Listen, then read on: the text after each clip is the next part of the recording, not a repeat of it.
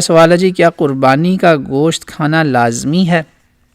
قربانی کا گوشت کھانا کیا لازمی ہے؟ نہیں، لازمی تو نہیں ہے۔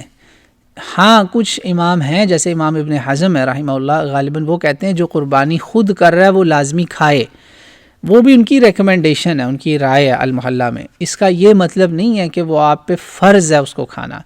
ہاں جو بندہ یہ سمجھے کہ یہ کوئی حقیر گوشت ہے، میں نہیں اس کو ہاتھ لگاؤں گا، یہ تو دوسروں کو میں نے بانٹنا ہے، اور آپ کو یہ سپیریئر اپنے آپ کو چیز سمجھ رہے ہیں، پھر تو آپ کو لازمی کھانا چاہیے تاکہ جو ہمارے اندر کا غرور اور تکبر ہے وہ ٹوٹے انشاءاللہ۔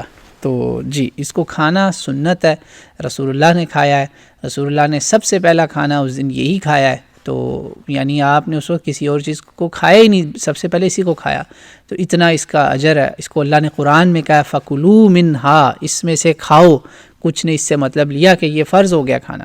تو لیکن جو لوگ اب چیریٹی کرتے ہیں، دوسری جگہوں پہ کروا رہے ہیں، وہ تو نہیں کھا سکتے، مگر اگر ان کے پاس ہوتا تو وہ ضرور کھاتے، تو اس میں کوئی ایسی بات نہیں ہے، یہ فرض نہ اس کو کرے۔